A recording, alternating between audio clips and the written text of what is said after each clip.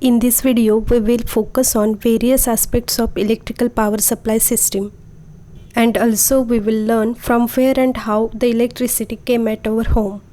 We all know that the electrical energy produced at the power stations has to be supplied to the consumers.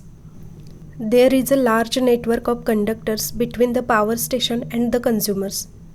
This network is divided into two parts, that is, transmission and distribution. Now we will see the single line diagram of power supply scheme.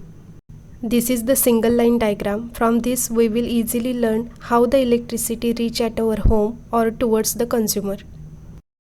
This GS represents the generating station where electric power is produced by three-phase alternators operating in parallel. The usual generation voltage is 11 kV. For economy in the transmission of electric power, the generation voltage, that is 11 kV, is stepped up to 132 kV or than more at the generating station with the help of three-phase transformers.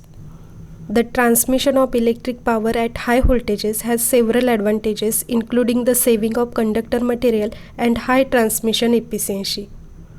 But there is a limit to which this voltage can be increased. It is because increase in transmission voltage introduces insulation problems.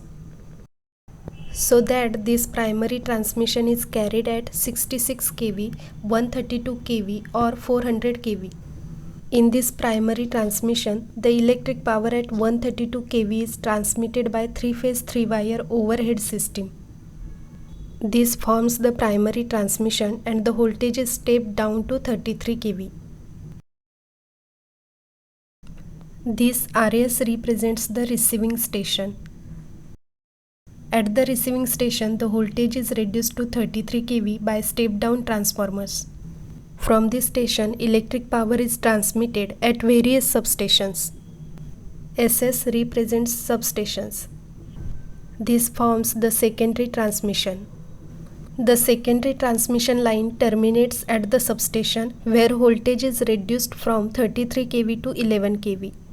The 11 kV lines runs along the roadsides of the city. This forms the primary distribution.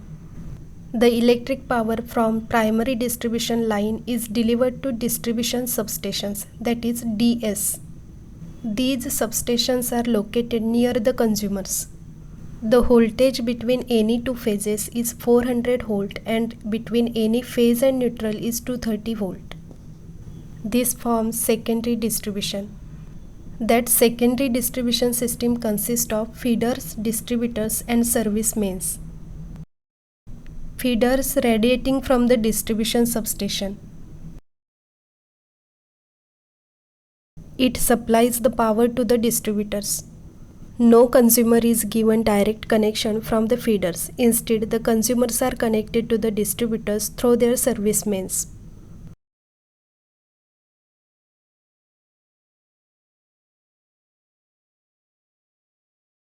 Now we will see the exact schematic of power system. Electrical energy is produced from energy available in nature. The sources of energy are like sun, wind, water, fuels and nuclear energy, etc. So the conversion of energy available in different forms in nature into electrical energy is known as generation of electrical energy. And this energy is produced by special plants known as generating stations or power plants. For example, a generating station which utilizes the energy of water for the generation of electrical energy is known as hydroelectric power station. Like the generating station which converts heat energy of coal into electrical energy is known as steam power station. We already seen in single line diagram that the generating voltage is stepped up for transmission purpose.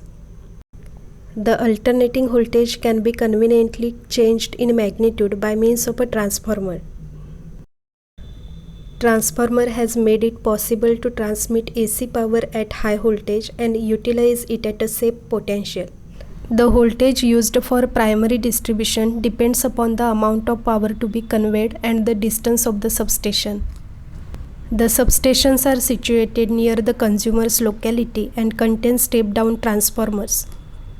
At each distribution substation, the voltage is stepped down to 400 volt and power is delivered by 3-phase 4-wire AC system. The voltage between any two phases is 400 volt and between any phase and neutral is 230 volt. This is the whole power supply system where generation, transmission and distribution are the main parts.